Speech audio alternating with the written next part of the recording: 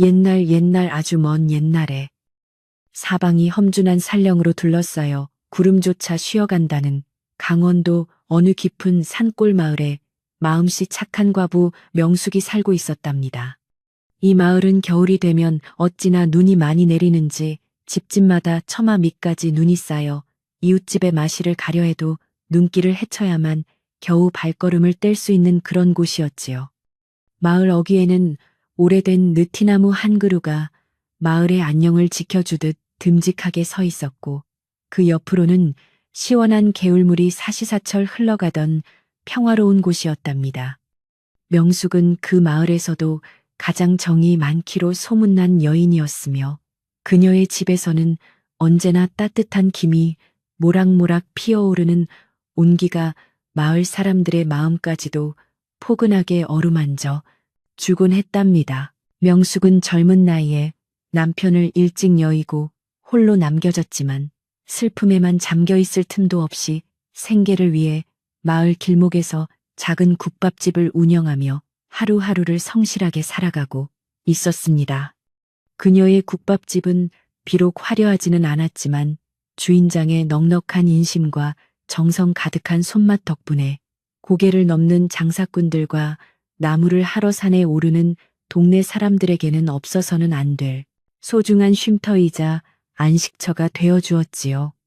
명숙은 새벽 일찍 일어나 가마솥에 불을 지피고 뽀얀 사골 국물을 우려내며 정성을 다해 손님들을 맞이하곤 했습니다. 국밥 한 그릇에 담긴 그녀의 따뜻한 마음씨는 고된 일상에 지친 이들에게 커다란 위로가 되었고 사람들은 그녀를 마을의 보배처럼 아끼며 지내왔던 것입니다. 장사가 잘 되는 날이면 명숙의 이마에는 땀방울이 송골송골 맺혔지만 그녀는 한 번도 힘든 내색을 하지 않고 손님들에게 웃음을 건네며 넉넉하게 밥을 더 얹어주기도 했습니다. 국밥집의 가마솥에서는 하루 종일 구수한 냄새가 끊이지 않았고 부엌 한쪽에는 정갈하게 닦인 구그릇들이 가지런히 놓여 주인장의 꼼꼼한 성격을 짐작하게 했지요.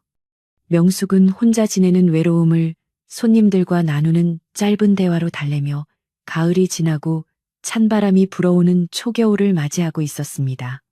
그녀의 마음속 한구석에는 언제나 채워지지 않는 빈자리가 있었지만 그저 하늘의 뜻이라 여기며 묵묵히 자신의 자리를 지키고 있었던 것입니다. 어느덧 산골 마을에 본격적인 겨울이 찾아오고 하늘에서는 솜사탕 같은 한방눈이 펑펑 쏟아지기 시작하던 어느 추운 밤의 이야기입니다.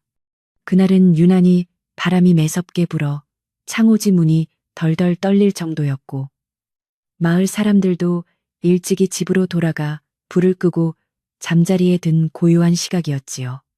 명숙은 마지막 손님이 떠난 자리를 깨끗이 정리하고 내일 쓸 나무를 다듬으며 늦게까지 부엌일을 마무리하고 있었습니다. 밖에서는 세찬 눈보라가 몰아치며 나무들이 비명을 지르듯 울어댔고 명숙은 가마솥에 남은 불씨를 확인하며 서둘러 하루를 마감하려던 참이었습니다. 그런데 깊은 밤의 정적을 깨고 어디선가 가냘픈 소리가 들려오기 시작했는데 그것은 바람 소리도 아니고 산짐승의 울음소리도 아닌 아주 묘한 느낌의 소리였습니다. 명숙은 처음에 자신이 헛것을 들은 것이라 생각하며 대수롭지 않게 넘기려 했지만 그 소리는 점점 더 또렷해지며 그녀의 발길을 국밥집 정문 쪽으로 이끌었지요. 그녀는 조심스럽게 문고리를 잡고 밖을 내다보았는데 눈앞에는 온통 하얀 눈세상뿐이었고 차가운 공기가 그녀의 뺨을 사정없이 핥히고 지나갔습니다. 하지만 그녀는 무언가에 홀린 듯 신을 신고 마당으로 나섰고 대문 앞에 놓인 작은 보따리 하나를 발견하게 되었습니다. 눈더미 속에 반쯤 파묻혀 있던 그 보따리는 값비싼 비단으로 정성스럽게 쌓여 있었고 그 안에서 새어나오는 온기가 명숙의 손끝으로 고스란히 전해져 왔습니다. 명숙이 조심스럽게 보따리를 들치자 그 속에는 갓 태어난 듯한 아기가 눈을 동그랗게 뜨고 명숙을 바라보며 방긋 미소 짓고 있었지요. 아기는 추운 날씨 속에서도 울음 한 번 터뜨리지 않고 마치 누군가를 기다렸다는 듯 평온한 표정을 짓고 있어 명숙을 깜짝 놀라게 했습니다. 명숙은 서둘러 아기를 품에 안고 따뜻한 아랫목이 있는 방 안으로 뛰어들어갔으며 혹여 아기가 감기라도 걸릴까봐 노심초사하며 이불로 꽁꽁 감싸주었습니다. 방 안으로 들어온 아기는 명숙의 걱정과는 달리 아주 건강해 보였고 피부는 백옥처럼 희고 눈동자는 밤하늘의 별처럼 초롱초롱 빛나고 있었습니다. 명숙은 아기를 품에 안고 한참 동안 넋을 잃고 바라보며 이 아기가 도대체 어디서 왔는지 누구의 자식인지 알 길이 없어 막막한 심정이 들었지요. 아기의 포대기 안에는 이름이나 사연을 적은 종이 한 장 들어있지 않았지만 명숙은 아기와 눈이 마주치는 순간 가슴 밑바닥에서 뜨거운 무언가가 울컥 치밀어 오르는 것을 느꼈습니다. 그녀는 이것이 하늘이 자신에게 내려준 운명적인 선물이라는 생각이 들었고 평생 느껴보지 못한 강한 모성애가 꿈틀거리기 시작했습니다. 명숙은 아기를 위해 급히 따뜻한 물을 데워 몸을 닦아주고 가마솥에 남은 순금을 조금씩 입술에 적셔주며 정성을 다해 돌보기 시작했습니다. 아기는 명숙의 손길이 닿을 때마다 옹알이를 하며 기분 좋게 웃어 보였고 그 모습이 어찌나 사랑스러운지 명숙은 밤이 깊어가는 줄도 모르고 아기 곁을 지켰지요. 바깥의 눈보라는 여전히 거세게 몰아쳤지만 명숙의 작은 방 안은 아기의 숨소리와 함께 세상에서 가장 따뜻하고 평화로운 공간으로 변해 있었습니다.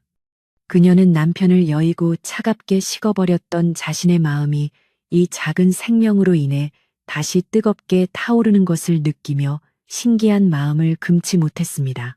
다음 날 아침 마을은 온통 눈으로 덮여 은빛 세계로 변해 있었고 명숙은 밤새 한숨도 자지 못했지만 전혀 피곤한 기색 없이 아침 일찍부터 국밥을 준비했습니다. 마을 사람들은 평소보다 더 밝은 얼굴로 손님을 맞는 명숙의 모습에 의아해하며 무슨 좋은 일이라도 있느냐고 묻기도 했지만 그녀는 그저 빙그레 웃음으로 답할 뿐이었지요. 명숙은 아기를 방 안 깊숙한 곳에 뉘어놓고 수시로 들여다보며 혹여 아기가 깰까봐 조심조심 발걸음을 옮기며 정성껏 장사를 이어갔습니다. 아기가 온 이후로 국밥집의 분위기는 묘하게 달라졌으며 명숙의 음식 솜씨도 전보다 더 깊고 구수한 맛을 내기 시작했습니다. 며칠이 지나자 명숙이 아기를 주워 기른다는 소문이 마을 전체에 파다하게 퍼졌고 동네 사람들은 저마다 한마디씩 하며 명숙의 국밥집으로 모여들었습니다. 어떤 이들은 과부처지에 남의 자식을 키우는 게 얼마나 힘든 일인지 아느냐며 걱정 섞인 참견을 하기도 했고 또 어떤 이들은 복덩이가 들어온 것이라며 축하를 건네기도 했지요. 하지만 명숙은 사람들의 시선에는 아랑곳하지 않고 오로지 아기를 건강하게 키우는 데에만 온 마음을 쏟으며 부지런히 국밥을 날랐습니다. 마을의 최고 어른인 김노인은 아기를 직접 보고는 눈빛이 예사롭지 않다며 이 아이가 장차 큰 인물이 될 것이라고 허웃으며 덕담을 건네주었습니다. 명숙은 아기에게 땅의 기운을 담아 굳건하게 자라라는 의미에서 지호라는 이름을 지어주었고 지호는 마치 명숙의 마음을 읽기라도 하는 듯 무럭무럭 자라났습니다. 지호는 여느 아이들과는 확실히 달랐는데 울음소리가 거의 없었으며 명숙이 일하느라 바쁠 때면 혼자서도 방긋방긋 웃으며 조용히 기다릴 줄 아는 기특한 아이였습니다. 더욱 신기한 것은 지호가 들어온 뒤로 국밥집에 손님이 끊이지 않았고 멀리서 일부러 명숙의 국밥을 먹으러 찾아오는 사람까지 생겨나 집안 형편이 조금씩 나아지기 시작했다는 점이지요. 명숙은 이 모든 것이 지호 덕분이라 생각하며 아이를 친자식보다 더 지극정성으로 보살피고 아꼈습니다. 지호가 돌을 맞이할 즈음에는 이미 말문이 트여 명숙을 깜짝 놀라게 했는데 단순히 엄마라는 말을 하는 수준을 넘어 어른스러운 말씨로 명숙의 마음을 위로하곤 했습니다. 어느 날 명숙이 고된 일을 마치고 한숨을 내쉴 때면 지호는 작은 손으로 명숙의 거친 손을 어루만지며 어머니 이제는 쉬셔도 된다고 또박또박 말해 그녀를 눈물짓게 했지요. 마을 사람들은 지호의 총명함에 감탄을 금치 못했고 명숙의 국밥집은 이제 단순히 밥을 먹는 곳을 넘어 천재 아기를 구경하러 오는 사람들로 문전성시를 이루게 되었습니다.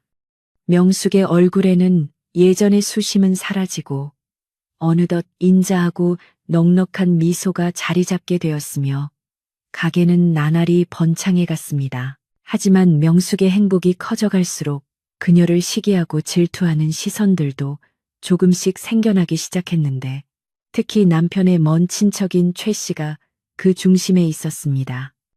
최 씨는 본래 성품이 탐욕스럽고 게을러 자신의 재산을 탕진한 뒤 명숙의 국밥집이 잘 된다는 소문을 듣고 어떻게든 그 재산을 빼앗을 궁리를 하고 있었지요. 그는 지호가 길바닥에서 주워온 아이라는 점을 빌미 삼아 마을 사람들에게 흉흉한 소문을 퍼뜨리며 명숙을 곤란하게 만들 기회만을 엿보고 있었습니다. 그러나 명숙은 그런 최 씨의 속셈을 전혀 알지 못한 채 그저 지호가 올바르고 건강하게 자라기만을 바라며 매일 아침 정화수를 떠놓고 기도를 올렸답니다. 지호는 3살이 되던 해에 이미 천자문을 독학으로 떼고 마을 서당 아이들이 배우는 글귀를 한 번만 듣고도 다 외워버리는 신통방통한 능력을 보여주었습니다. 서당 훈장님조차 지호의 재능을 보고는 이 아이는 하늘이 내린 신동이라며 자신이 가르칠 것이 더 이상 없다고 혀를 내두를 정도로 지호의 천재성은 대단했지요. 명숙은 아들이 기특하면서도 한편으로는 너무 비범한 것이 오히려 화가 되지 않을까 걱정스러운 마음에 지호에게 항상 겸손하고 남을 배려하는 마음을 강조하며 가르쳤습니다. 지호는 그런 어머니의 깊은 속뜻을 잘 알고 있었기에 자신의 재능을 뽐내지 않고 오히려 명숙의 국밥집 일을 도우며 조용히 학문에 정진했습니다. 국밥집의 부엌 한편에서 지호는 어머니가 손님들에게 국밥을 내어드리는 동안 낡은 책을 펴놓고 글을 읽었는데 그 모습이 어찌나 고결하고 기품이 넘치는지 보는 이들마다 감탄했지요. 명숙은 지호가 읽을 책을 사주기 위해 장날마다 읍내에 나가 귀한 서책을 구해왔고 지호는 그 책들을 순식간에 읽어내려가며 세상의 이치를 깨우쳐 갔습니다. 지호는 단순히 글만 읽는 것이 아니라 국밥집을 찾아오는 다양한 사람들의 인생 이야기를 들으며 사람의 마음을 읽는 법과 지혜롭게 대처하는 법을 스스로 배워나갔던 것입니다. 이런 지호의 모습은 명숙에게 큰 자부심이 되었고 그녀는 고단한 하루 속에서도 지호를 보며 살아갈 희망과 용기를 얻었습니다. 겨울이 가고 봄이 오면 국밥집 마당에는 노란 산수유꽃이 피어났고 명숙과 지호는 그 꽃 아래서 정답게 이야기를 나누며 단란한 시간을 보내곤 했습니다. 명숙은 지호에게 자신의 어린 시절 이야기와 남편에 대한 추억을 들려주었고 지호는 어머니의 이야기를 경청하며 그 슬픔까지도 포근하게 감싸 안아주는 속 깊은 아들이었지요. 마을 사람들은 두 사람의 모습을 보며 진정한 가족이란 혈연보다 깊은 사랑과 신뢰로 맺어지는 것임을 깨닫게 되었고 명숙의 가문은 비록 작았지만 마을에서 가장 존경받는 집안이 되어갔습니다. 국밥집의 가마솥은 여전히 펄펄 끓으며 풍요와 번영의 상징처럼 마을의 한가운데를 굳건히 지키고 있었습니다. 어느 날 저녁 국밥집 문을 닫을 무렵 김노인이 찾아와 명숙에게 최 씨가 마을 사람들을 선동해 지호의 출생을 문제 삼으려 한다는 은밀한 경고를 전해주었습니다. 김노인은 최 씨가 지호를 귀신이 곡할 아이라 부르며 마을에 재앙을 불러올 것이라고 헛소문을 퍼뜨리고 다니니 각별히 조심해야 한다고 신신당부했지요. 명숙은 그 말을 듣고 가슴이 철렁 내려앉았지만 애써 침착함을 유지하며 김노인에게 감사의 인사를 전하고 지호를 더욱 품에 꼭 안아주었습니다. 그녀는 어떤 시련이 닥치더라도 자신의 목숨을 바쳐서라도 지호를 지켜내겠노라. 다짐하며 깊어가는 밤하늘을 바라보며 간절히 기도하고 또 기도했습니다. 지호는 어머니의 불안한 기운을 눈치챘는지 평소보다 더 밝게 웃으며 어머니 걱정하지 마세요. 진실은 언젠가 밝혀지는 법이고 착한 사람은 반드시 복을 받게 되어 있습니다라고 말했습니다. 3살 배기 어린아이의 입에서 나온 말이라고는 믿기지 않을 정도로 깊은 울림이 있는 위로에 명숙은 다시 한번 마음을 다잡고 용기를 낼 수 있었습니다. 그녀는 지호의 손을 꼭 잡고 우리 지호가 이렇게 든든하니 엄마는 아무것도 무섭지 않단다라며 지호의 이마에 따뜻한 입맞춤을 남겨주었지요. 두 사람 사이의 깊은 유대감은 그 어떤 폭풍우가 몰아쳐도 결코 흔들리지 않을 만큼 단단하게 뿌리를 내리고 있었던 것입니다. 마을의 분위기는 점차 묘하게 흘러갔고 최 씨의 사주를 받은 몇몇 이들이 국밥집 앞에서 수군거리며 명숙을 곤란하게 했지만 명숙은 묵묵히 자신의 일을 해나갔습니다. 그녀는 평소보다 더 정성을 다해 국물을 우려내고 손님들에게 예의를 갖추며 자신의 결백함과 당당함을 행동으로 보여주었고 대다수의 마을 사람들은 그런 그녀를 믿어주었지요. 하지만 최 씨의 탐욕은 멈출 줄 몰랐고 그는 결국 더 큰 음모를 꾸며 명숙의 국밥집과 지호를 한꺼번에 몰아낼 계획을 세우며 어둠 속에서 기회를 노리고 있었습니다. 평화로운 국밥집에 보이지 않는 먹구름이 서서히 다가오고 있었지만 명숙과 지호는 서로를 믿으며 그 시련을 맞이할 준비를 하고 있었습니다. 지호는 밤마다 등불을 밝히고 책을 읽으며 세상을 다스리는 도리와 사람을 이끄는 지혜를 갈고 닦았고 그의 천재성은 날이 갈수록 더욱 빛을 발하고 있었습니다.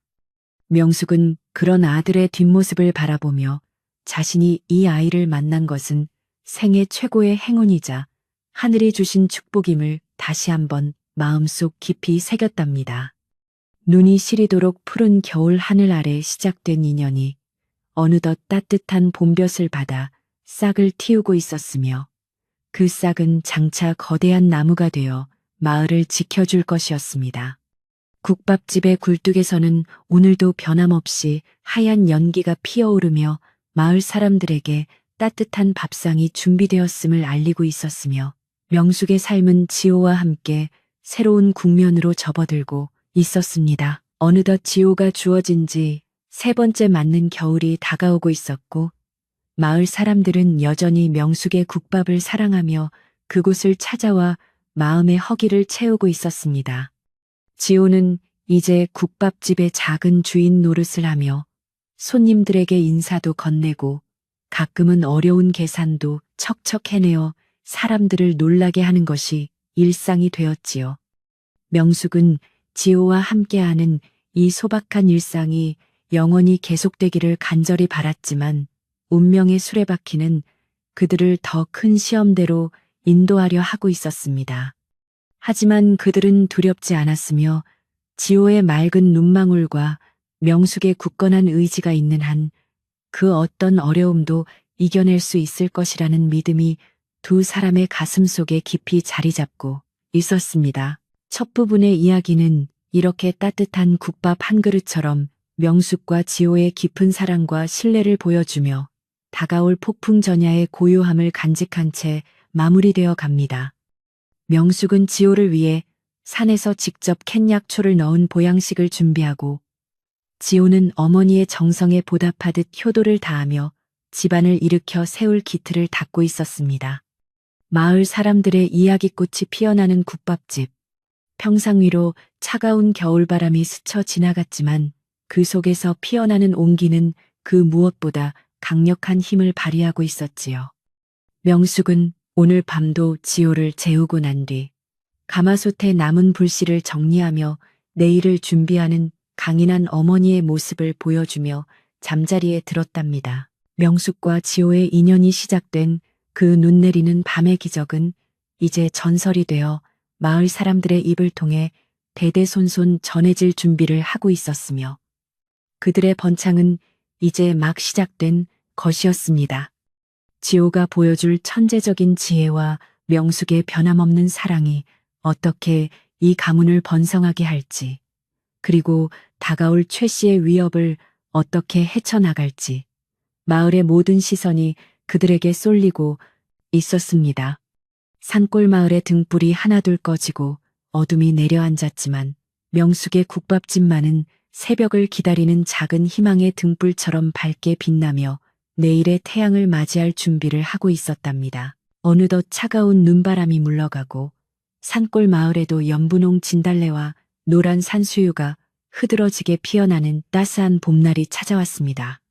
겨우내 얼어붙었던 개울물은 경쾌한 소리를 내며 흐르기 시작했고 명숙의 국밥집 마당에는 파릇파릇한 새싹들이 고개를 내밀며 생명력을 과시하고 있었지요. 지호는 이제 제법 다리에 힘이 붙어 마당 이곳저곳을 아장아장 걸어 다니며 명숙이 나무를 다듬을 때 곁에서 작은 손을 보태기도 했습니다. 명숙은 그런 아들을 보며 고단한 일상 속에서도 봄볕처럼 환한 웃음을 지어 보이며 하루하루를 정성스럽게 살아가고 있었답니다. 지호가 3살이 되던 무렵 마을 사람들은 이 아이가 보통 아이가 아니라는 사실을 다시금 깨닫게 되는 놀라운 사건들이 연이어 일어났습니다. 명숙이 손님들에게 국밥을 내어주고 남은 돈을 계산하려 할 때면 지호는 옆에서 지켜보다가 정확한 거스름돈을 먼저 말하며 명숙을 깜짝 놀라게 했지요.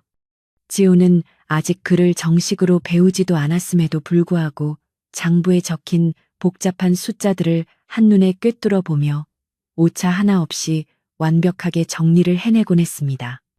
사람들은 이 어린아이의 영특함에 혀를 내둘렀고 국밥집에는 지호의 영민함을 직접 눈으로 확인하려는 손님들로 연일 문전성시를 이루며 번창해 갔습니다. 지호의 천재성은 비단 숫자를 계산하는 것에만 그치지 않았고 국밥집을 찾는 손님들의 고민을 듣고는 명쾌한 해결책을 제시하는 지혜까지 갖추고 있었습니다. 가뭄으로 인해 농사 걱정이 태산 같던 박서방에게 지호는 산 너머 계곡에 물길을 돌리는 법을 넌지시 일러주어 마을 전체의 농사를 살려내는 기적을 보여주기도 했지요. 사람들은 이제 지호를 단순한 어린아이가 아니라 하늘이 내려준 지혜로운 조언자로 여기며 어려운 일이 생길 때마다 명숙의 국밥집을 찾아와 상담을 청하곤 했습니다. 명숙은 아들이 너무 일찍 세상의 이치를 깨우치는 것이 대견하면서도 한편으로는 너무 무거운 짐을 지게 되는 것은 아닌지 걱정스러운 마음이 들기도 했습니다. 명숙의 국밥집이 지호의 지혜 덕분에 나날이 번성하고 마을에서 가장 부유한 집안 중 하나로 손꼽히게 되자 그 명성은 산을 넘고 강을 건너 인근 고을까지 널리 퍼져나갔습니다.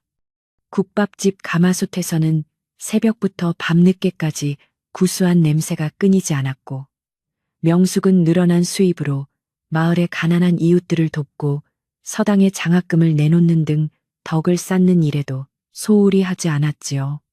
지호는 그런 어머니를 도와 장부를 꼼꼼히 살피고 식재료를 들여오는 일에도 관여하며 어린 나이임에도 불구하고 집안의 든든한 기둥 역할을 훌륭히 수행해냈습니다.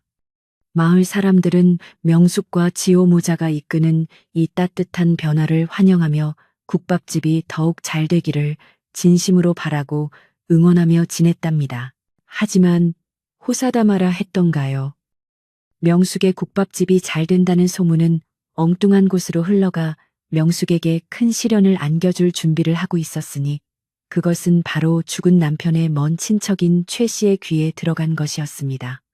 최 씨는 본래 성품이 고약하고 남의 잘 되는 꼴을 못 보는 인간이었으며 이미 조상으로부터 물려받은 재산을 도박과 술로 모두 탕진한 뒤 빌어먹고 살던 처지였지요. 그는 명숙이 혼자 몸으로 큰 돈을 벌고 있다는 소식을 듣자마자 어떻게든 그 재산을 갈취할 속셈으로 짐을 꾸려 명숙의 마을로 향했습니다.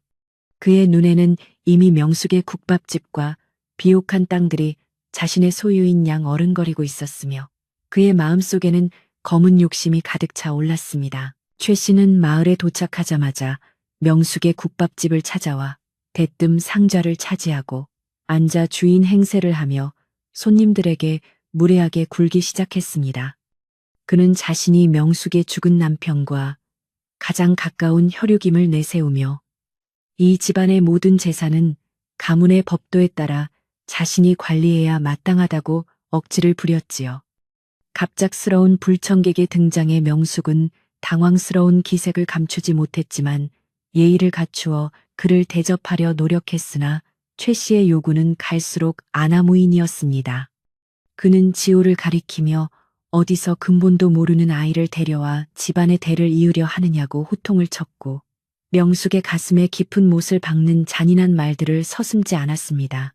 지호는 그런 최 씨를 물끄러미 바라보며 아무 말도 하지 않았지만 그 맑은 눈동자에는 이미 최 씨의 추악한 본심이 훤히 들여다보이는 듯한 기묘한 기운이 서려 있었습니다. 최 씨는 어린 지호의 눈빛에 묘한 압도감을 느끼면서도 오히려 더 크게 소리를 지르며 명숙을 위협했고 마을 사람들은 그런 최 씨의 행동에 눈살을 찌푸리며 걱정스러운 눈길로 상황을 지켜보았습니다. 최 씨는 급기야 명숙에게 집안의 문서들을 내놓으라며 으름장을 놓았고 그렇지 않으면 관가에 고발하여 명숙을 내쫓겠다고 협박하기 시작했습니다. 평화로웠던 국밥집에는 순식간에 차가운 긴장감이 감돌았고 명숙은 떨리는 손을 움켜쥐며 어떻게 이 난관을 극복해야 할지 막막함에 휩싸였지요. 이런 험악한 상황이 계속되던 어느 날 저녁 국밥집에 오랜 단골이자 마을의 지혜로운 어른인 김노인이 조용히 명숙을 찾아와 부엌 한 구석에서 은밀한 대화를 나누었습니다. 김노인은 최 씨가 과거의 다른 고을에서도 이와 유사한 수법으로 남의 재산을 빼앗고 도망친 전력이 있다는 사실을 알려주며 명숙에게 각별한 주의를 당부했지요. 그는 최 씨가 단순히 말로만 그치는 것이 아니라 가짜 문서를 조작하거나 마을 사람들을 포섭하여 명숙을 곤란하게 만들 수도 있다고 경고했습니다. 김노인은 지호의 비범함이 최 씨에게는 큰 걸림돌이 될 것이니 지호를 잘 보호해야 한다는 말도 잊지 않았으며 명숙은 그의 진심 어린 조언에 눈시울을 붉히며 고개를 끄덕였습니다. 최 씨는 김노인의 우려대로 마을 사람들에게 지호가 사람이 아니라 산신령의 장난으로 태어난 요물이라느니 혹은 마을에 큰 화를 불러올 흉물이라느니 하는 헛소문을 퍼뜨리기 시작했습니다. 그는 명숙이 지호를 앞세워 사람들을 홀리고 있으며 국밥집의 돈은 모두 부정한 방법으로 모인 것이라고 주장하며 마을 사람들의 마음을 흔들어 놓으려 애썼지요. 처음에는 최 씨의 말을 무시하던 사람들도 그가 워낙 집요하게 소문을 퍼뜨리자 조금씩 동요하기 시작했고 국밥집을 찾는 발길도 예전만큼 활기차지 못하게 되었습니다. 명숙은 사람들의 차가워진 시선에 마음 아파하면서도 지호 앞에서만큼은 강한 모습을 보이려 애쓰며 묵묵히 부엌 일을 계속해 나갔습니다. 여름의 뜨거운 태양이 내리쬐는 오후에도 최 씨는 그늘에 앉아 부채질을 하며 명숙에게 시시콜콜한 간섭을 일삼았고 지호가 공부하는 모습을 볼 때마다 혀를 차며 무안을 주었습니다. 그는 지호에게 너 같은 근본 없는 아이가 글을 배워 무엇 하겠느냐며 차라리 산에 가서 나무나 해오라고 비아냥거렸지만 지호는 흔들림 없이 책장을 넘기며 학문에 열중했지요. 지호는 최 씨의 방해에도 불구하고 이미 웬만한 성인들도 이해하기 힘든 경서들을 독파하고 있었으며 그의 머릿속에는 최 씨의 위협을 물리칠 지혜로운 계책들이 하나둘 정리되고 있었습니다. 지호는 어머니의 슬픈 눈빛을 볼 때마다 가슴 한구석이 아려왔지만 지금은 때를 기다려야 한다는 것을 어린 나이임에도 본능적으로 알고 있었던 것입니다. 마을의 분위기가 흉흉해지자 명숙은 지호를 데리고 산속 깊은 곳에 있는 절을 찾아가 주지 스님에게 기도를 올리며 마음의 평안을 찾으려 노력하기도 했습니다. 주지 스님은 지호를 보며 이 아이는 세상을 밝힐 큰 빛이니 잠시의 구름에 가려지는 것을 두려워하지 말라고 위로의 말씀을 건네주어 명숙의 마음에 큰 위안이 되었습니다. 지호는 절 마당의 핀 들꽃들을 바라보며 어머니에게 어머니 저 꽃들이 바람에 흔들려도 결국 열매를 맺듯이 우리 집안도 이번 시련을 견디면 더 큰 복이 올 거예요. 말해 주었지요.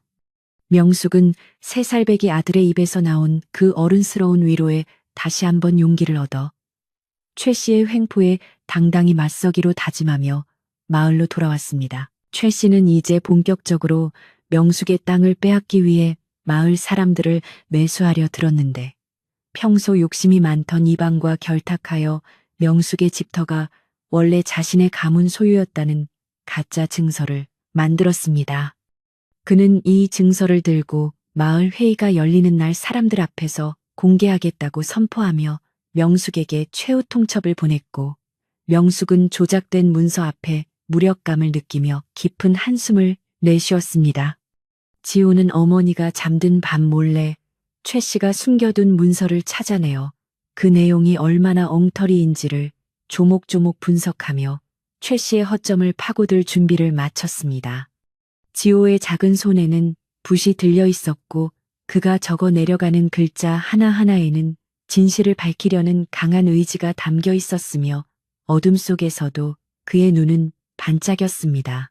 다음 날 아침 최 씨는 의기양양하게 국밥집 마당에서 소리를 지르며 마을 사람들을 불러 모았고 명숙에게 이제 그만 집을 비우고 떠나라고 소란을 피웠습니다.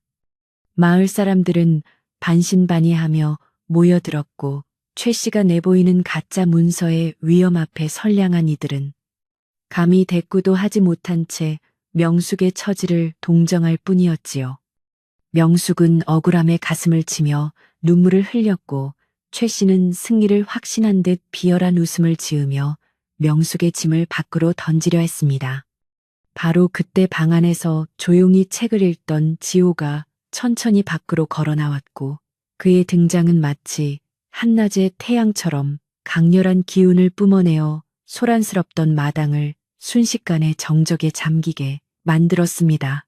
지호는 최 씨 앞에 서서 아주 침착하고 낮은 목소리로 말씀하신 그 문서의 인장이 관가의 것과 다르며 작성된 연도와 남편분의 생전 기록이 맞지 않는다고 명확하게 지적하기 시작했습니다.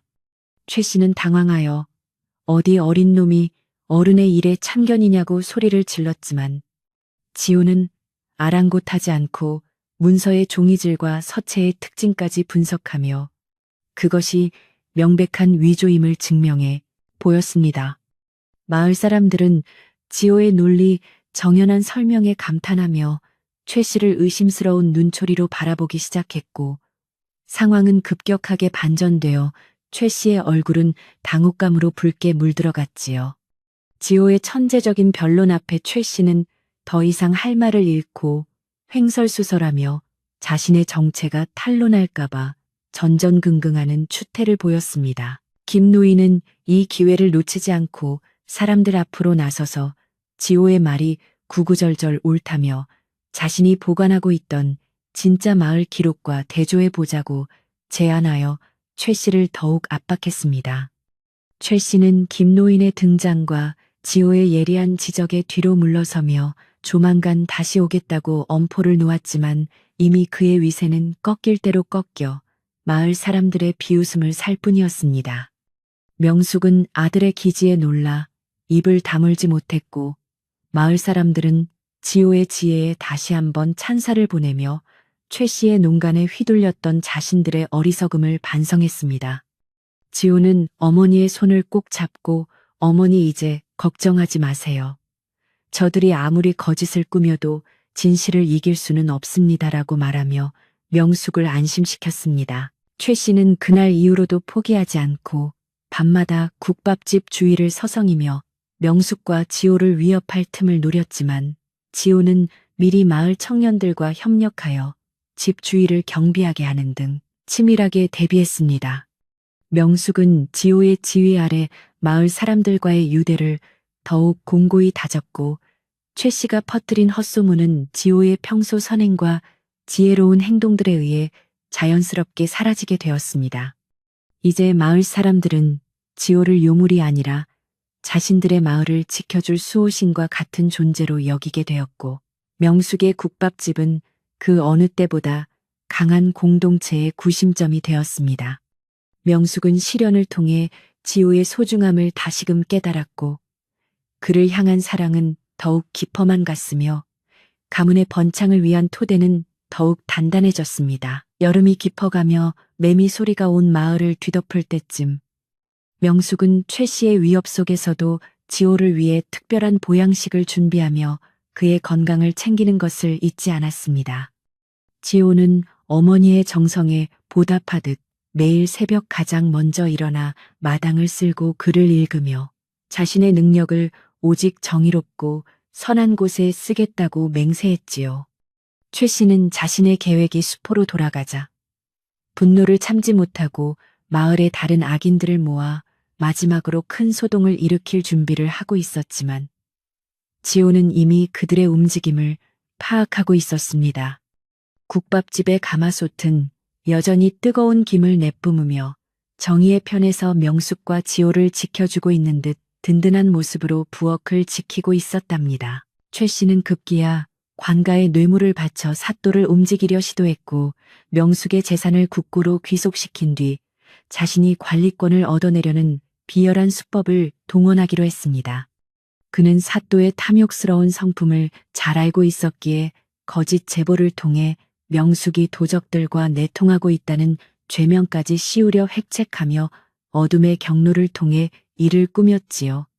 이 소식을 전해 들은 지호는 사또가 공정한 판결을 내릴 수밖에 없도록 사또의 과거 행적과 비리를 조사하여 대응책을 마련하는 등 대담한 행보를 보였습니다.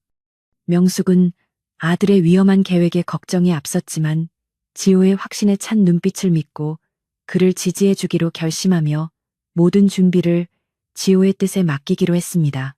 마을 사람들은 최 씨의 마지막 발악이 시작될 것임을 직감하고 명숙의 국밥집 주위에 모여 만약의 사태에 대비하며 명숙과 지호를 지키기 위한 결의를 다졌습니다.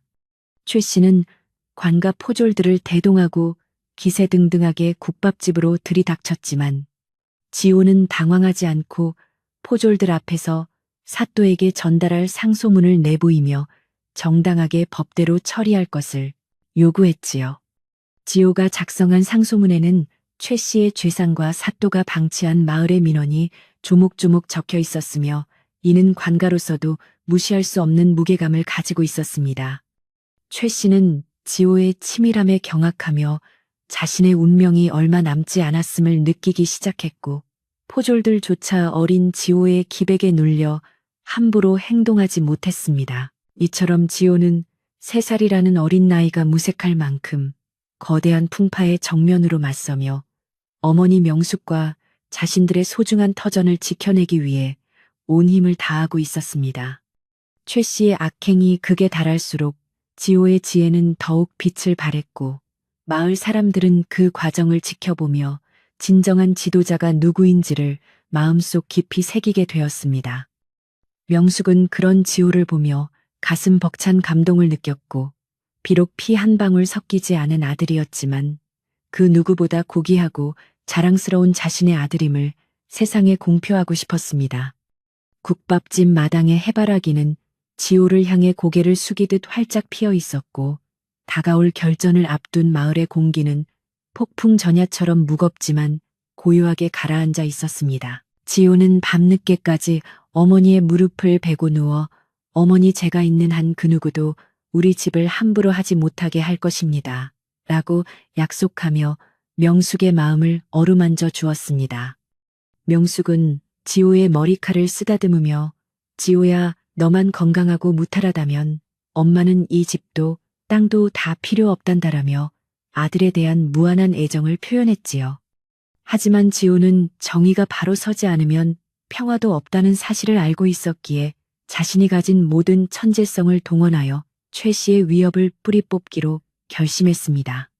두 사람의 사랑과 믿음은 그 어떤 사악한 음모보다 강했으며 산골 마을의 밤하늘은 그들의 앞날을 축복하듯 수많은 별빛으로 수놓아져 반짝이고 있었습니다. 최 씨의 음모가 점점 구체화되고 마을에 다시 한번 큰 소동이 일어날 징조가 보였지만 명숙의 국밥집은 여전히 따뜻한 김을 내뿜으며 손님들을 맞이하고 있었습니다. 명숙은 평소보다 더 정갈하게 음식을 준비하며 다가올 시련을 담담하게 받아들일 준비를 마쳤고, 지호는 책장을 덮으며 이제 때가 되었음을 직감하고 자리에서 일어났습니다. 지호의 눈에는 흔들림 없는 결의가 서려 있었고, 그의 작은 어깨 위에는 명숙의 가문과 마을의 미래가 짊어져 있었지만 그는 전혀 무거워 보이지 않았습니다. 이브의 갈등은 이렇게 최고조를 향해 치닫고 있었으며, 지호의 놀라운 반격이 시작될 산부를 향해 이야기는 긴박하게 흘러가고 있었습니다. 마지막으로 명숙은 국밥집의 대문을 걸어 잠그며 지호를 품에 꼭 안고 오늘 밤은 아무 일 없을 것이니 푹 자거라라고 나직하게 속삭이며 지호를 침소로 이끌었습니다. 지호는 어머니의 품 안에서 평온하게 잠이 들었지만 그의 꿈속에서는 이미 내일 벌어질 모든 상황에 대한 지혜로운 대처법들이 그림처럼 그려지고 있었지요. 산골 마을의 밤은 그렇게 깊어갔고, 명숙과 지호의 번창을 시샘하는 어둠의 세력들은 자신들의 파멸이 다가오고 있음을 알지 못한 채 헛된 꿈을 꾸고 있었습니다. 지호라는 천재 아기가 가져온 이 놀라운 변화는 이제 마을 전체의 운명을 바꾸어 놓을 거대한 전환점을 맞이하고 있었으며, 이야기는 더욱 흥미진진하게 이어질 것입니다. 가을이 깊어가며 산골 마을의 산등성이는 불타는 듯한 붉은 단풍과 황금빛 갈대들로 물들기 시작했고, 들판에서는 고개를 숙인 벼들이 이슬을 머금은 채 수확의 손길을 기다리고 있었습니다. 명숙의 국밥집 마당에도 누런 호박들이 탐스럽게 익어가고, 처마 밑에는 잘 말린 곶감들이 줄지어 매달려 가을의 풍요로움을 더해 주었지만, 마을의 분위기는 예전처럼 평온하지만은 않았지요. 국밥집 주변을 맴도는 최 씨의 시선은 날이 갈수록 더욱 날카롭고 음흉해졌으며, 그는 이제 대놓고 마을 사람들을 모아 명숙과 지호에 대한 악의적인 소문을 퍼뜨리며 사람들의 마음속에 불안의 씨앗을 심고 있었습니다. 명숙은 가을바람에 실려오는 차가운 기운을 느끼며 마음 한구석이 서늘해지는 것을 경험했지만, 지호가 내어주는 따뜻한 차 한 잔의 위로를 받으며 다가올 시련을 묵묵히 대비하고 있었답니다. 지호는 이제 대여섯 살 아이처럼 훌쩍 자라나 그 총명함이 마을의 경계를 넘어 인근 고을에까지 모르는 사람이 없을 정도로 명성이 자자해졌으며, 그의 말 한마디는 어른들도 무시하지 못할 무게를 지니게 되었습니다. 지호는 매일 아침 서당에서 흘러나오는 글 읽는 소리에 귀를 기울이며 자신이 읽은 서책의 내용을 마을의 실정에 맞게 해석하여 명숙에게 일러주었고, 명숙은 그런 아들의 영특함에 매번 감탄하며 지극정성으로 보살폈지요. 하지만 지호의 재능이 빛날수록 최 씨의 시기심은 걷잡을 수 없이 커져만 갔고, 그는 이제 단순한 재산 갈취를 넘어 지호를 마을에서 영원히 축출하기 위한 아주 위험하고도 치밀한 함정을 파기 시작했습니다. 최 씨는 밤마다 몰래 마을 외곽의 낡은 사당에서 정체불명의 사람들과 모의를 가졌으며, 그들의 대화 내용은 바람을 타고 명숙의 귀에도 조금씩 들려오기 시작하여 긴장감을 더했습니다. 최 씨가 꾸민 음모의 실체는 지호가 사람이 아닌 여우의 자식이라거나, 혹은 마을의 길을 빨아먹는 도깨비의 화신이라는 해괴망측한 소문을 퍼뜨려 마을 사람들의 공포심을 자극하는 비열한 행위였습니다. 그는 마을 우물가에 썩은 고기를 던져놓고는 이것이 지호가 들어온 뒤로 생긴 부정의 징조라고 선동했으며, 마을에 전염병이 돌지도 모른다는 근거 없는 공포를 조성하여 선량한 이들을 혼란에 빠뜨렸지요. 명숙은 평소 자신을 따르던 아낙네들이 자신을 피하거나 지호를 바라보며 수군거리는 것을 보고 가슴이 찢어지는 듯한 아픔을 느꼈지만 결코 그들 앞에서 약한 모습을 보이지 않았습니다.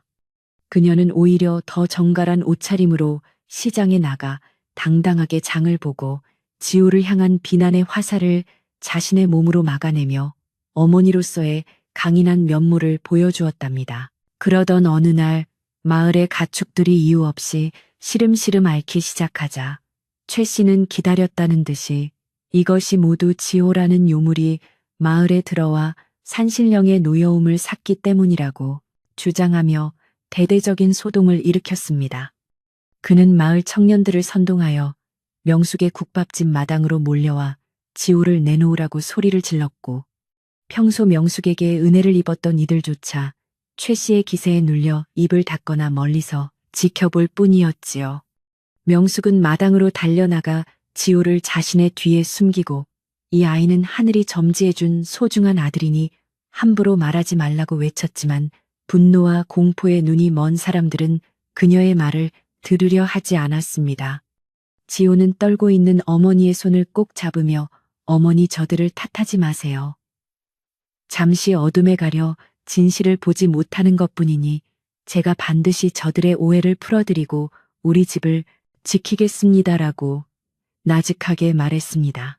최 씨는 이제 한술 더 떠서 인근 고을에서 용하다고 소문난 가짜 무당을 돈으로 매수하여 명숙의 국밥집 앞에서 구판을 벌이며 지호의 정체를 밝히겠다고 엄포를 놓으며 마을 사람들을 불러 모았습니다. 무당은 요란한 방울 소리와 함께 칼춤을 추며 지호가 있는 방을 가리켜 저 안에 재앙의 씨앗이 숨어 있다며 당장 아이를 산 제물로 바쳐야 마을의 가축들이 살아날 것이라고 끔찍한 소리를 내질렀지요. 마을 사람들은 무당의 서슬 퍼런 연기에 겁을 먹고 술렁이기 시작했고 몇몇 혈기왕성한 장정들은 당장이라도 문을 부수고 들어갈 기세로 몽둥이를 치켜들며 명숙을 위협하기 시작했습니다. 명숙은 눈물로 호소하며 아이를 살려달라고 빌었지만 최 씨의 비열한 웃음은 더욱 짙어만 갔고 마을의 평화는 순식간에 깨져버릴 위태로운 지경에 이르게 되었습니다. 바로 그때 굳게 닫혀있던 방문이 스르르 열리더니 하얀 도포를 정갈하게 차려입은 지호가 천천히 밖으로 걸어나와 무당과 최 씨 앞에 당당히 섰는데 그의 몸에서는 범상치 않은 기운이 뿜어져 나왔습니다. 지호는 무당의 눈을 똑바로 응시하며 당신이 휘두르는 칼에는 살기가 가득하나 그 속에는 진실이 없고 오직 탐욕의 그림자만이 가득하니 어찌 하늘의 뜻을 전한다 하겠느냐고 호통을 쳤지요. 지호의 목소리는 비록 아이의 것이었지만 그 울림은 마치 커다란 종소리처럼 마을 사람들의 귀를 때렸고 요란하게 춤을 추던 무당은 지호의 서늘한 눈빛에 압도되어 들고 있던 방울을 떨어뜨리며 뒷걸음질 쳤습니다. 마을 사람들은 지호의 기품 있는 모습에 압도되어 잠시 소란을 멈추고 지호의 말에 귀를 기울이기 시작했으며 최 씨는 예상치 못한 상황에 당황하여 얼굴이 불그락푸르락하며 삿대질을 해댔습니다. 지호는 마당 한가운데에 서서 마을 사람들에게 가축들이 병든 진짜 이유는 최 씨가 며칠 전부터 마을 공동 우물 상류에 독성이 있는 풀을 몰래 풀어넣었기 때문이라며 그 증거를 조목조목 제시하기 시작했습니다. 그는 최 씨가 독초를 캤던 산자락의 흔적과 그와 공모한 이들의 이름을 정확히 거론하며 그들이 나누었던 대화 내용까지 낱낱이 밝혀내어 마을 사람들을 충격에 빠뜨렸지요. 최 씨는 거짓말이라며 펄쩍 뛰었지만 지호가 가리킨 최 씨의 소매자락에서 독초의 찌꺼기가 발견되자 마을 사람들의 눈빛은 순식간에 의심에서 분노로 바뀌어 최 씨를 향하게 되었습니다.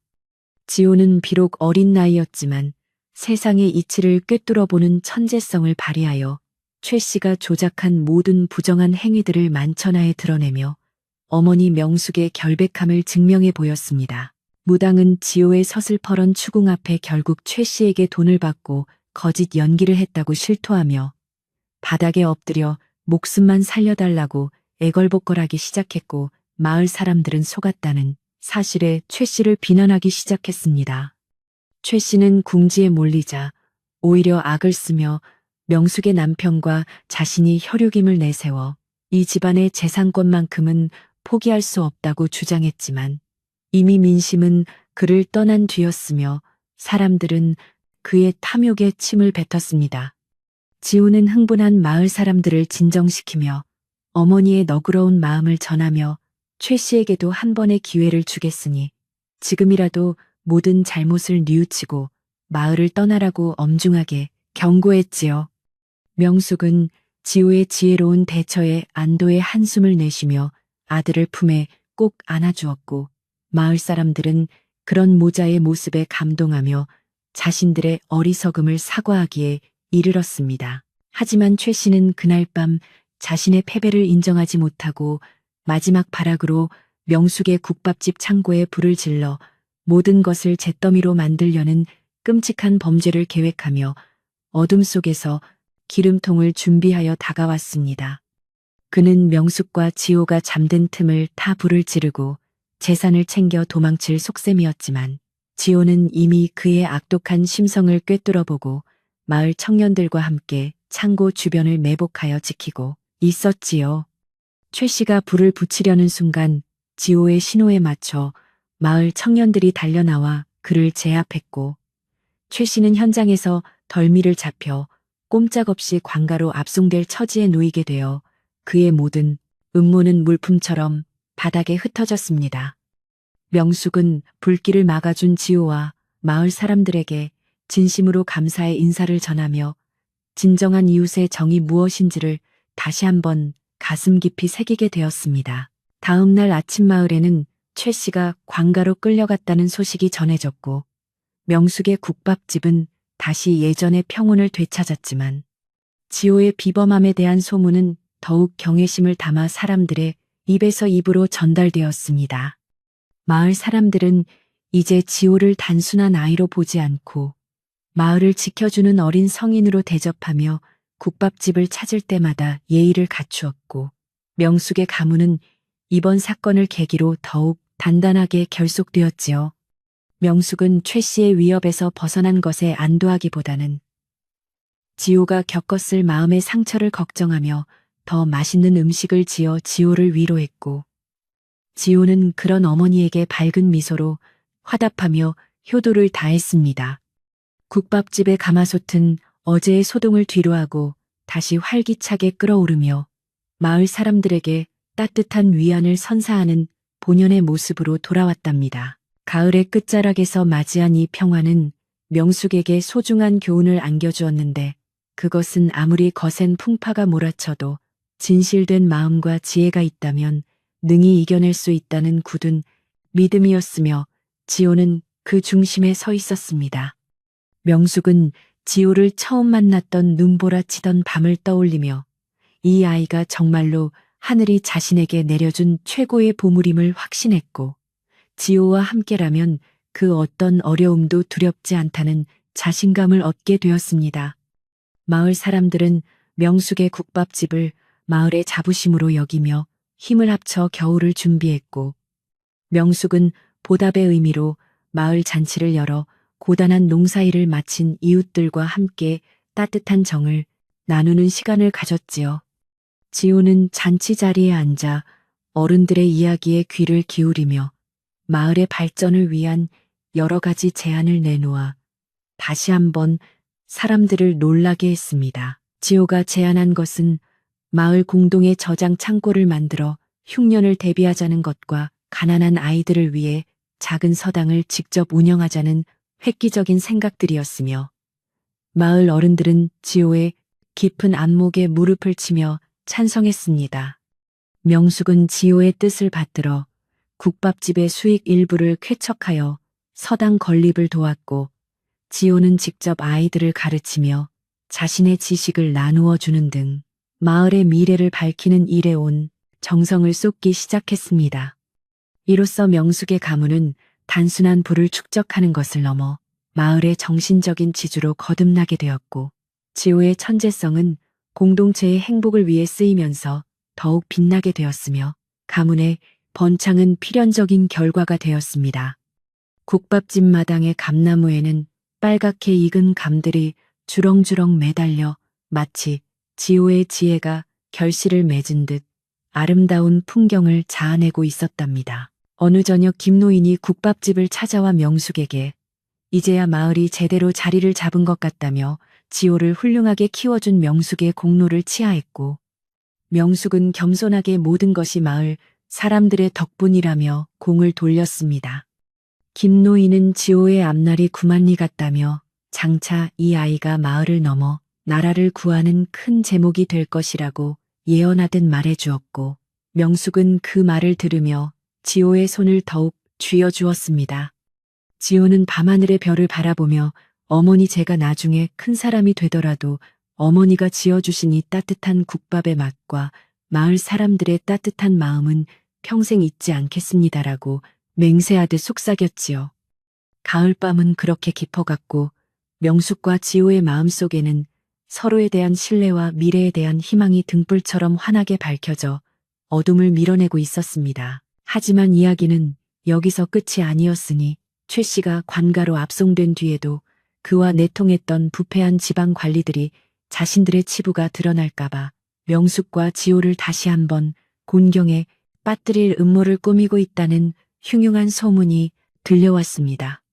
관가의 이방은 최 씨로부터 받은 뇌물을 정당화하기 위해 명숙에게 말도 안 되는 세금을 부과하거나 지호를 관하로 강제로 불러내어 그의 지혜를 시험하려 드는 등 압박을 가해오기 시작했지요.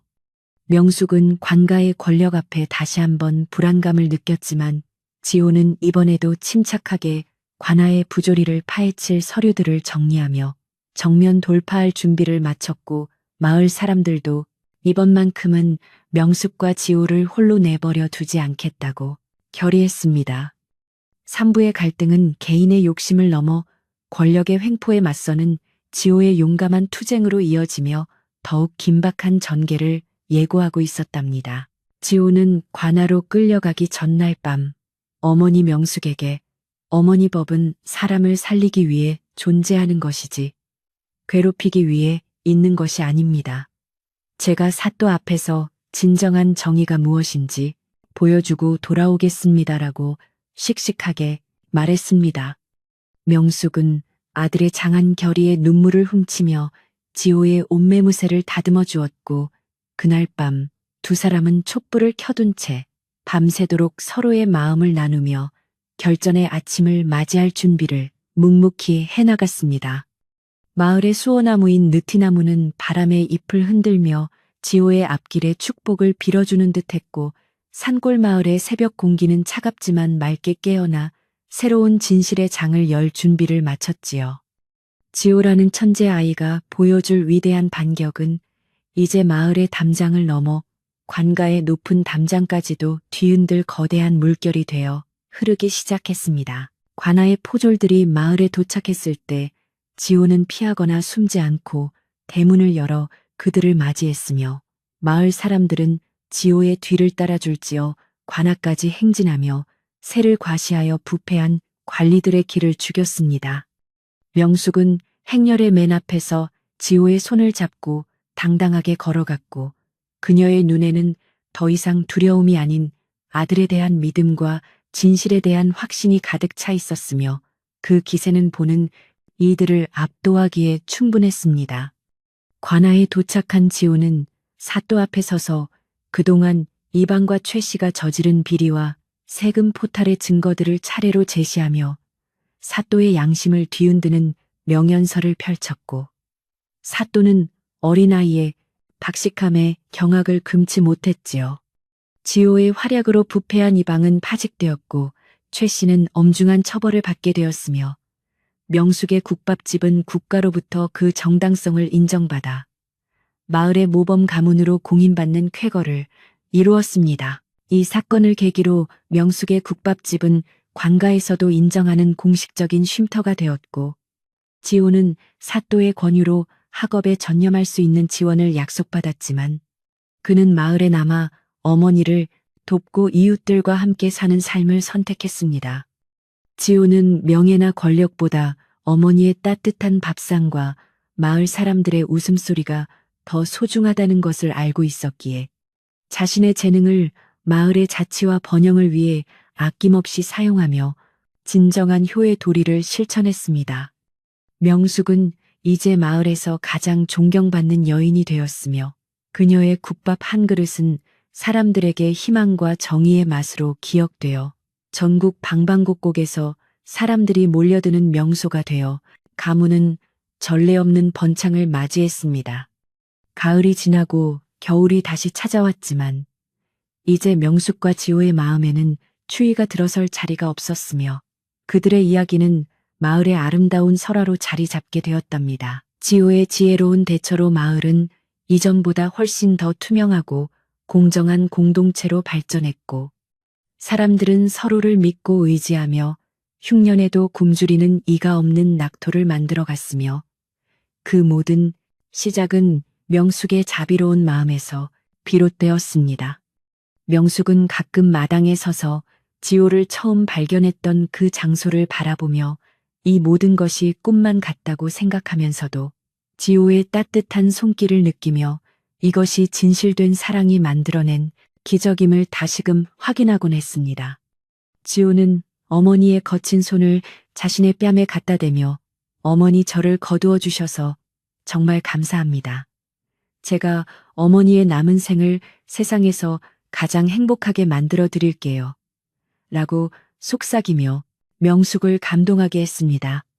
두 사람의 사랑은 산골 마을의 긴 겨울밤을 녹여내는 가장 뜨거운 화로가 되었고 마을 사람들은 그 온기를 나누어 받으며 행복한 겨울을 보낼 수 있었습니다. 명숙과 지호의 가문이 번창할수록 그들의 겸손함은 더욱 깊어졌고 남을 돕는 일에는 누구보다 앞장섰기에 마을에는 시기하는 사람 하나 없이 모두가 그들의 성공을 진심으로 축하해주는 이례적인 풍경이 펼쳐졌습니다. 국밥집 부엌에서는 명숙의 노래기 섞인 국밥 끓이는 소리가 정겹게 들려왔고 사랑방에서는 지호가 마을 아이들에게 글을 가르치는 낭낭한 소리가 울려 퍼져 마을 전체가 하나의 큰 가족처럼 화목하게 지냈지요. 지호는 공부 틈틈이 새로운 농사 기법을 연구하여 마을의 수확량을 늘리는 데 기여했고 명숙은 그 수확물로 더 푸짐한 국밥을 지어 손님들에게 베푸니 국밥집은 항상 사람들로 북적이며 활기가 넘쳐났습니다.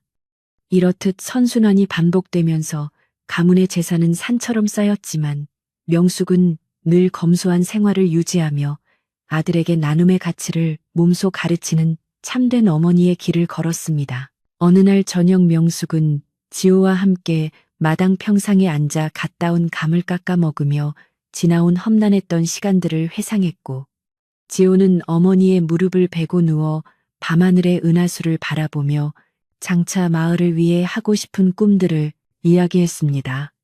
명숙은 지호의 꿈이 하나하나 이루어지는 것을 지켜보는 것만으로도 세상에 부러울 것이 없다고 생각했고 지호는 어머니의 무릎 위에서 평온한 잠이 들며 내일의 더 큰 희망을 설계했답니다.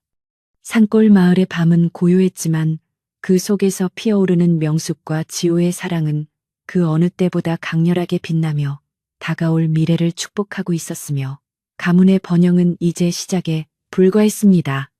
이야기는 이제 중반을 넘어 절정을 향해 달려가고 있었으며 지호가 성인이 되어 마을과 가문을 어떻게 더 위대하게 일구어 나갈지에 대한 기대감이 마을 사람들의 가슴속에 가득 차 올랐습니다. 지호의 천재적인 지략과 명숙의 한결같은 덕망은 이 가문을 무너뜨리려 했던 모든 악의 무리들을 물리치고 진정한 승리를 쟁취했으며 이는 마을 역사에 남을 위대한 승리로 기록되어 대대손손 전해지게 되었습니다.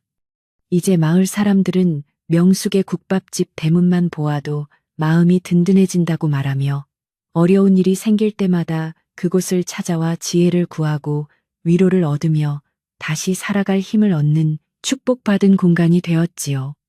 명숙은 오늘 밤도 가마솥에 불을 지피며 내일 찾아올 손님들을 위해 정성을 다해 국밥을 준비하고 지호는 어머니의 곁에서 등불을 밝히며 책을 읽는 평화로운 일상을 이어가며 이야기는 다음 장으로 부드럽게 넘어가고 있었습니다. 3부의 긴 여정은 이렇게 진실의 승리와 가문의 굳건한 평화를 확인하며 마무리되었고 이제 더 큰 번영과 안정을 향한 4부의 이야기가 기다리고 있습니다. 지호라는 아이 하나가 바꾼 것은 단지 한 가문의 운명뿐만 아니라 마을 전체의 공기와 사람들의 마음가짐이었으며 그것은 돈으로 환산할 수 없는 고귀한 가치로 남아 마을을 더욱 풍요롭게 만들었습니다. 명숙은 잠든 지호의 얼굴을 쓰다듬으며 하늘에 계신 남편에게도 이 기쁜 소식을 전하듯 나직하게 기도했고 산골 마을의 어둠 속에서도 국밥집의 작은 등불은 꺼지지 않고 새벽을 향해 밝게 타오르고 있었답니다. 가을 서리가 내리기 시작한 들판을 지나 겨울의 문턱으로 들어서는 길목에서 명숙과 지호는 서로의 체온을 나누며 세상에서 가장 따뜻하고 행복한 모자의 모습으로 잠자리에 들며 삼부의 대단원을 내렸습니다. 마을의 수호신인 느티나무도 오늘 밤만큼은 바람 한 점 없이 고요하게 자리를 지키며 이 위대한 가문의 번창을 묵묵히 지켜보고 있었습니다. 명숙과 지호의 이야기는 이제 절정을 지나 안정기로 접어들고 있었으며 그들이 보여준 용기와 지혜는 마을 사람들에게 영원한 귀감이 되어 정의로운 삶의 이정표가 되었고 가문의 영광은 더욱 높이 솟아올랐습니다. 지호는 꿈속에서도 마을을 위한 지도를 그리며 더 넓은 세상으로 나갈 준비를 하고 있었고 명숙은 아들의 꿈이 현실이 될 수 있도록 든든한 버팀목이 되어주며 평생의 업보를 아름다운 결실로 바꾸어 놓았답니다.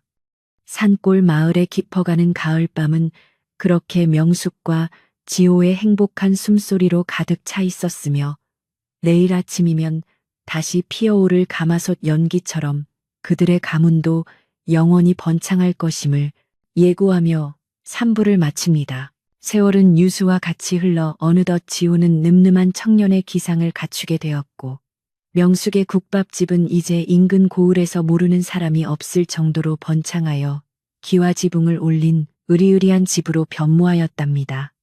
하지만 명숙은 부자가 된 뒤에도 예전의 소박한 마음을 잃지 않고 매일 아침 가마솥 앞에 서서 정성껏 국밥을 끓여냈으며 지호는 그런 어머니를 도와 마을의 대소사를 챙기며 지혜로운 청년으로 성장하였지요.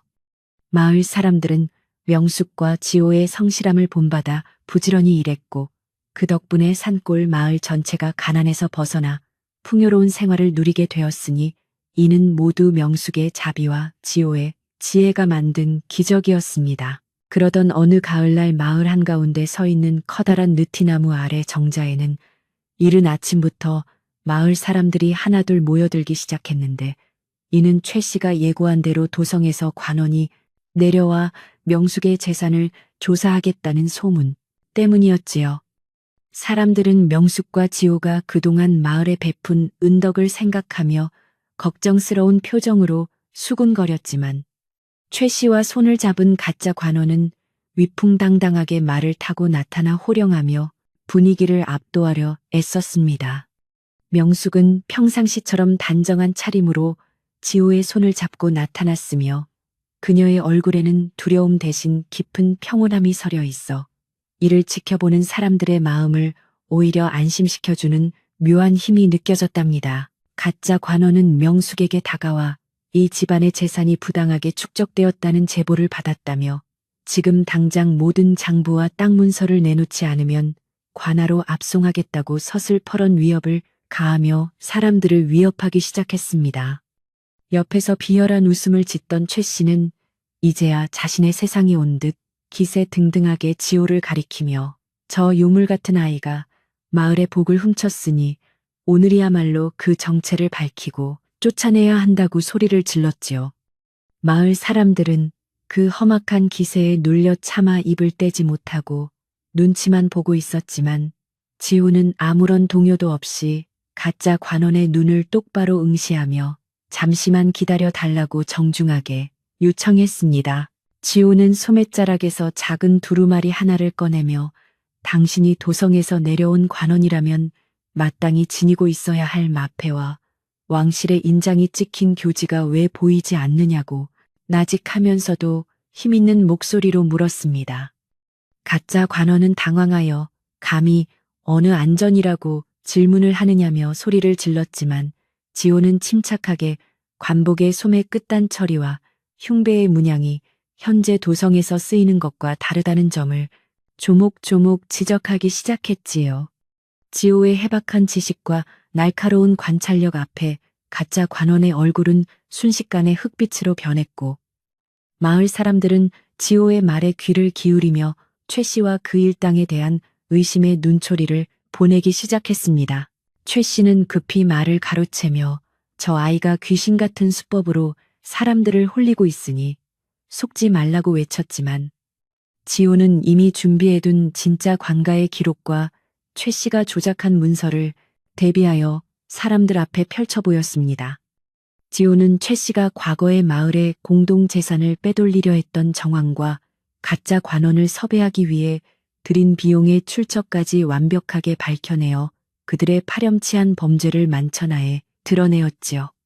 마을 사람들은 지호의 천재적인 변론과 명확한 증거 앞에 환호하며 최 씨 일당을 규탄하기 시작했고 평소 이들에게 괴롭힘을 당했던 이들도 용기를 내어 그들의 악행을 낱낱이 고발하는 자리가 마련되었습니다. 상황이 불리하게 돌아가자 가짜 관원은 말을 돌려 도망치려 했지만 이미 지호의 연락을 받고 대기 중이던 진짜 포졸들이 나타나 그들을 포위했고 최 씨는 땅바닥에 주저앉아 통곡하며 자신의 잘못을 뒤늦게 뉘우쳤습니다. 지호는 사또를 대신해 나타난 관리에게 그동안 수집한 모든 비리 자료를 넘겨주며 법의 엄중함을 보여달라고 청했고 사또의 대리인은 지호의 총명함에 감탄하며 최 씨 일당을 엄벌에 처할 것을 약속했지요.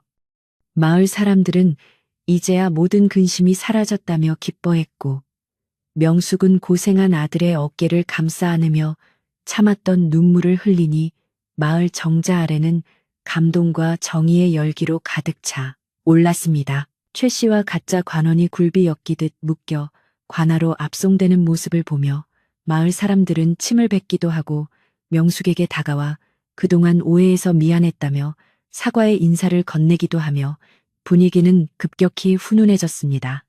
명숙은 오히려 그들을 위로하며 누구나 실수할 수 있는 법이니 이제 다 잊고 우리 마을의 발전을 위해 힘을 합치자고 넉넉한 인심을 보여주어 사람들의 존경심을 한몸에 받았지요. 지호는 어머니의 그런 모습이야말로 진정한 지혜라고 생각하며 자신도 어머니를 닮아 남을 포용하는 넓은 마음을 가진 사람이 되겠노라. 다짐하며 환하게 웃어 보였고 마을은 다시 평화로워졌습니다. 소동이 끝난 뒤 명숙은 마을 사람들을 모두 자신의 집으로 초대하여 큰 잔치를 열기로 했고 국밥집 마당에는 다시금 가마솥이 걸리며 구수한 고기 냄새가 온 마을로 퍼져나가기 시작했습니다. 지호는 팔을 걷어붙이고 어머니를 도와 장작을 패고 물을 길어 나르며 흥겨운 잔치 분위기를 돋우었고 마을 사람들도 저마다 식재료를 들고 와 이를 거들며 진정한 화합의 장을 만들어 갔지요. 국밥집 부엌에서는 아낙네들의 웃음소리가 끊이지 않았고 마당 평상에서는 노인들이 지호의 영특함을 칭찬하며 막걸리 잔을 기울이니 그동안의 긴장감은 눈 녹듯 사라지고 따뜻한 정만이 남았답니다. 명숙은 가마솥 안에서 펄펄 끓는 국밥을 보며 지난 세월 홀로 지호를 키우며 겪었던 온갖 풍파가 머릿속을 스쳐 지나갔지만 지금 곁에 있는 아들의 든든한 모습에 모든 고통이 씻겨 내려가는 듯한 기분을 느꼈습니다. 그녀는 정성껏 고기를 썰어 국밥 그릇마다 듬뿍 담아내며 손님들에게 건넸고 마을 사람들은 명숙의 손맛이 예전보다 더 깊고 진해졌다며 엄지를 치켜 세우며 맛있는 식사를 즐겼지요. 지호는 사람들에게 일일이 다가가 인사를 건네며 마을의 앞날에 대해 논의했고 사람들은 어린 시절부터 지켜봐 온 지호가 이제 마을의 진정한 지도자로 우뚝 섰음을 기쁘게 받아들였습니다.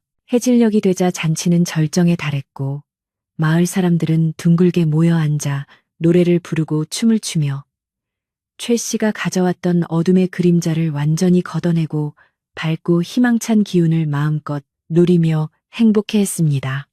지호는 마을 청년들과 함께 앞으로 마을의 수로를 정비하고 가난한 집의 지붕을 고쳐주는 등 구체적인 계획을 세웠고 명숙은 그 비용을 전액 지원하겠다고 약속하여 가문의 번창이 마을의 번영으로 이어지는 모범을 보였지요. 이런 명숙과 지호의 선행은 관가에도 전해져 사또가 직접 표창을 내리기로 했다는 소식까지 더해지니 국밥집은 그야말로 겹경사를 맞이하며 기쁨의 도가니에 빠지게 되었습니다. 잔치가 어느 정도 마무리될 즈음 명숙은 지호와 함께 조용히 마당 한쪽 우물가로 가서 시원한 물로 세수를 하며 뜨거워진 열기를 식혔는데 지호는 어머니의 젖은 얼굴을 수건으로 닦아주며 효심을 보였습니다. 지호는 어머니 제가 약속했듯이 이제 우리 집안과 마을에 그 어떤 악인도 발을 붙이지 못할 것입니다. 시만하며 굳건한 의지를 표명했고 명숙은 그런 아들이 대견하여 말없이 지호의 손을 꼭 쥐었지요. 두 사람의 그림자가 달빛 아래 길게 늘어지는 모습은 그 어떤 명화보다 아름다웠으며 마을의 밤 공기는 이제 더 이상 차갑지 않고 가을의 풍요로움을 가득 머금은 채 포근하게 내려앉았습니다. 마을 사람들은 하나둘씩 집으로 돌아가며 명숙과 지호에게 덕담을 아끼지 않았고 명숙의 국밥집 대문 앞에는 감사의 뜻으로 두고 간 과일과 곡식 보따리들이 수북하게 쌓여 사람들의 따뜻한 진심을 전해주었습니다. 명숙은 남은 음식을 이웃들에게 나누어 주며 오늘 밤은 모두가 배불리 먹고 편안히 잠들기를 기원했고 지호는 대문을 걸어 잠그며 집안의 안녕을 다시 한번 확인하며 하루를 정리했지요. 국밥집의 가마솥 불길은 서서히 사그라들었지만 그 온기는 여전히 마당 전체를 감싸고 있었으며 명숙의 마음속에는 지호를 처음 만났던 그날 밤의 기적이 다시금 떠오르며 가슴 벅찬 감동을 안겨주었습니다. 밤이 깊어지자 산골마을은 다시 고요한 정적에 잠겼지만 명숙의 방에서는 작은 촛불이 켜진 채 지호와 명숙의 정다운 대화가 오랫동안 이어졌으며 지호는 어머니를 위해 직접 달인 약차를 대접하며 건강을 챙겼습니다. 명숙은 지호의 손등을 어루만지며 너를 얻은 것은 내 생의 가장 큰 복이었단다라며 고백했고 지호는 저를 길러주신 어머니의 은혜가 아니었다면 오늘의 저는 없었을 것입니다라고 답하며 눈시울을 붉혔지요. 두 사람의 깊은 사랑과 신뢰는 마을 사람들에게도 큰 울림을 주어 효와 자애의 표상이 되었고 명숙의 가문은 명실상부한 지역의 명문가로 자리매김하며 영원한 번영의 길로 들어서게 되었습니다. 다음 날 아침 명숙은 평소보다 늦게 일어났지만 몸이 가볍고 마음은 상쾌하여 지호가 미리 끓여둔 죽을 먹으며 하루를 시작했고 마을은 어제의 소동이 언제 있었냐는 듯 평화롭고 활기찬 일상으로 돌아와 있었습니다. 아이들은 서당으로 향하며 지호 형님처럼 훌륭한 사람이 되겠다고 다짐했고 어른들은 들판으로 나가 수학의 기쁨을 나누며 명숙의 국밥집에서 점심을 먹을 생각에 입가에 미소를 지었지요. 지호는 마을 입구에 새로운 이정표를 세워 길 잃은 나그네들이 언제든 국밥집에 와서 쉬어갈 수 있게 배려했고 명숙은 그들을 위해 언제나 따뜻한 국밥 한 그릇을 비워두며 초심을 잃지 않는 삶을 살았습니다. 세월이 더 흘러 지호는 나라의 큰 부름을 받아 도성으로 올라가게 되었지만 그는 떠나기 전까지도 마을의 모든 시설을 완벽하게 정비하고 어머니가 편히 지낼 수 있도록 만반의 준비를 다하는 지극한 효성을 보였습니다. 명숙은 아들을 넓은 세상으로 보내는 것이 못내 아쉬웠지만 지호가 더 많은 사람을 이롭게 할 인재임을 알기에 기쁜 마음으로 배웅했고 지호는 어머니의 국밥 맛을 가슴에 품고 큰 뜻을 펼치기 위해 길을 나섰지요. 마을 사람들은 지호의 앞길에 꽃길만 가득하기를 빌며 동네 어귀까지 따라 나와 전송했고 명숙은 멀어지는 아들의 뒷모습을 보며 하늘이 주신 이 인연에 무한한 감사를 올리며 기도를 멈추지 않았습니다. 지호가 떠난 뒤에도 명숙의 국밥집은 변함없이 마을의 사랑방 역할을 했으며 명숙은 지호가 보내주는 편지를 읽으며 아들의 활약상을 마을 사람들에게 들려주는 낙으로 살았고 가문의 명성은 날로 높아만 갔습니다. 지호는 도성에서 높은 관직에 올랐음에도 불구하고 항상 겸손함을 유지하며 백성들의 고열을 짜내는 비리를 척결하고 정의를 실현하여 임금님으로부터 큰 신임을 얻는 훌륭한 관리가 되었답니다.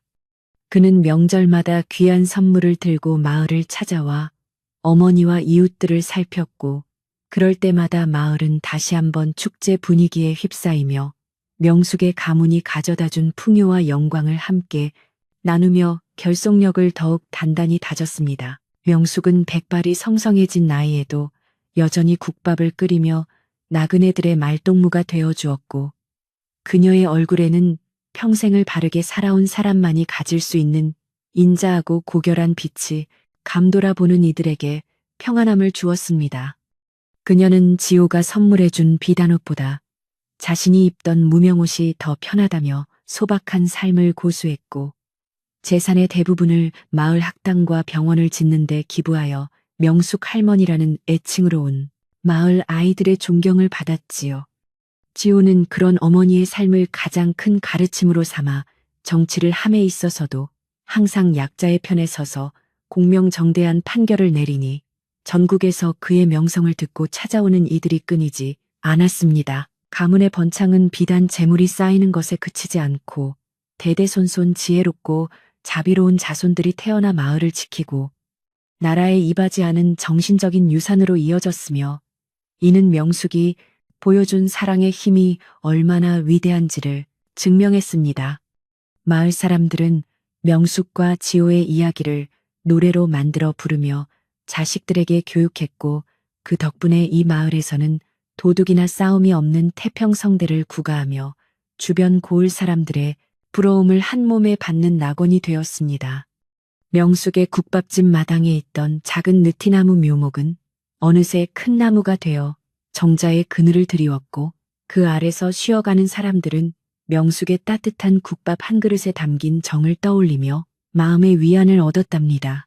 어느덧 겨울이 다시 찾아와 마을에 하얀 눈이 소복이 쌓이던 밤 명숙은 따뜻한 아랫목에서 지호가 보내온 편지를 다시 한번 읽으며 미소를 지었고 밖에서 들리는 바람 소리조차 자장가처럼 포근하게 느껴지는 평온한 밤을 맞이했습니다. 그녀는 이제 죽어도 여한이 없다고 생각할 만큼 행복한 삶을 살았음을 자각하며 하늘의 뜻에 감사했고 지호라는 귀한 선물을 주셨던 그 겨울밤의 인연이 자신의 인생을 얼마나 자각하 눈부시게 바꾸어 놓았는지 추억했지요. 국밥집의 가마솥은 내일 아침 손님들을 위해 미리 불을 지펴둔 덕분에 은은한 온기를 내뿜고 있었고 명숙은 그 온기 속에서 깊고 단잠에 빠져들며 가문의 영원한 번영을 꿈꾸며 평화롭게 눈을 감았습니다. 이야기는 이렇게 한 여인의 자비와 한 아이의 지혜가 만나 한 가문과 마을을 일으켜 세운 위대한 전설이 되어 오늘날까지 전해 내려오고 있으며 진정한 불안 마음의 풍요에서 시작된다는 교훈을 우리에게 남겨주고 있습니다. 명숙의 국밥집터는 지금도 남아있어 그곳을 지나는 사람들에게 따뜻한 기운을 전해주고 있으며 지호의 지혜로운 말씀들은 고서에 기록되어 후세 사람들에게 올바른 삶의 이정표가 되어주고 있다지요.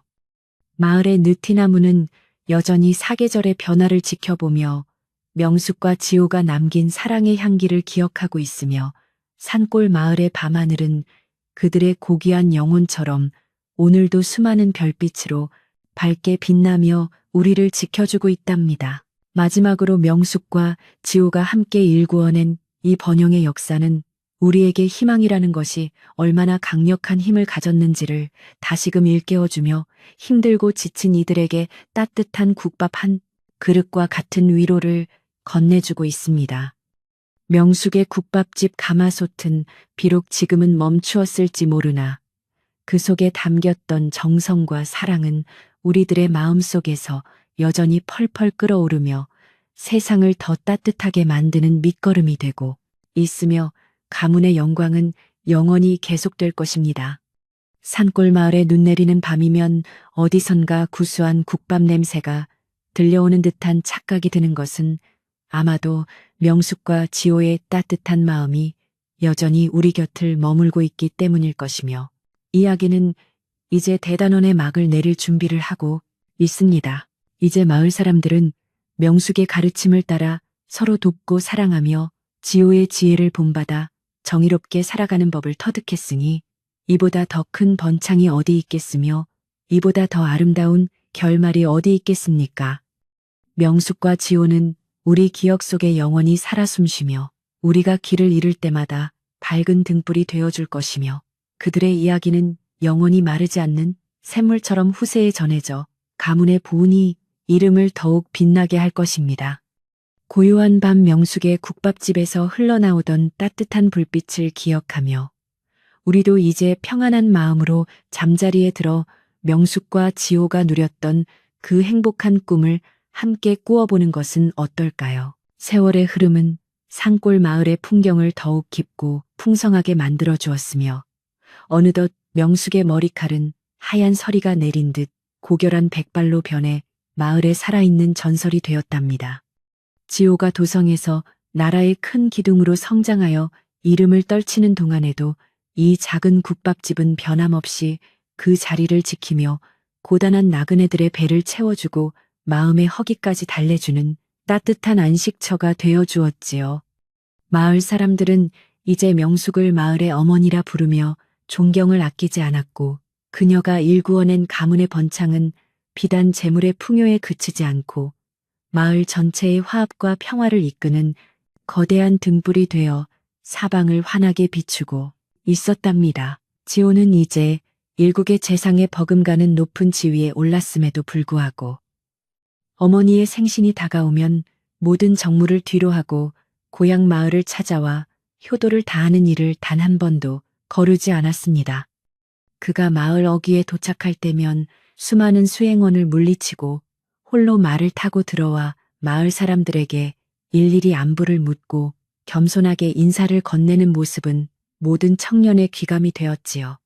명숙의 집은 이제 웅장한 기와집으로 변모하여 장독대에는 수백 개의 항아리가 가지런히 놓여 가문의 위상을 짐작게 했으며, 마당에는 사시사철 꽃향기가 끊이지 않아 마치 신선이 사는 곳처럼 신비로운 기운마저 감돌고 있었습니다. 어느 깊어가는 가을 저녁 명숙은 지호와 함께 마당 한쪽에 마련된 작은 정자에 앉아 갓 수확한 뱃살로 지은 고슬고슬한 밥과 정성껏 우려낸 국밥 한 그릇을 마주하며 소박하지만 세상에서 가장 귀한 식사를 나누었습니다. 지호는 어머니의 숟가락 위에 잘 익은 김치 조각을 얹어드리며 어머니께서 저를 거두어 주신 그날 밤의 눈보라가 아니었다면 오늘의 이 영광은 꿈도 꾸지 못했을 것이라며 감격에 젖은 목소리로 감사의 인사를 올렸지요. 명숙은 그런 아들의 손을 꼭 잡으며 네가 나의 아들로 와준 것만으로도 내 인생은 이미 차고 넘치는 복을 받았으니 이제는 아무런 근심 없이 이 평화를 누리는 것만으로도 행복하다고 인자하게 웃어 보였답니다. 마을 정자 아래에는 마을 사람들이 하나둘 모여들어 명숙의 생신을 축하하는 작은 잔치를 준비하고 있었고, 여기저기서 피어오르는 장작불 연기는 가을밤의 정취를 더욱 아늑하게 만들어 주었습니다. 지호는 마을 아이들에게 직접 글을 가르치고 어려운 이웃들에게는 쌀과 비단을 아낌없이 나누어주며 어머니가 평생을 실천해온 자비의 정신을 그대로 이어받아 가문의 명예를 더욱 드높이고 있었지요.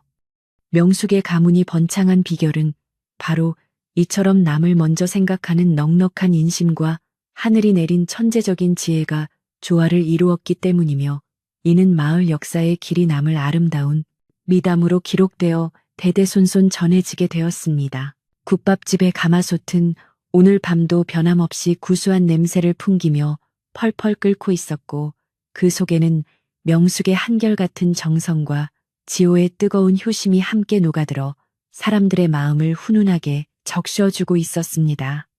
명숙은 가끔 부엌에 들어가 가마솥을 어루만지며 이 솥에서 시작된 작은 인연이 어떻게 거대한 가문의 번영을 가져왔는지 추억하며 하늘에 계신 조상님들께 감사의 기도를 올리는 이를 잊지 않았답니다.